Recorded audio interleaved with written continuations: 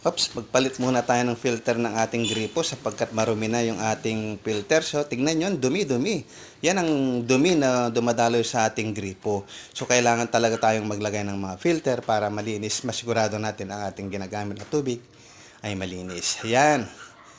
So, kasama yan sa paglilinis ng container at make sure na malinis po siya. Pagkatapos natin malinis, ready na natin yung ating mga filter. So, bago natin binuksan yung ating gripo, pinatay muna natin sa metro yung gate valve. Yan. So, make sure lang din na pag binalik po natin yung container ay mahigpit po siya para wala po siyang leak. Yan.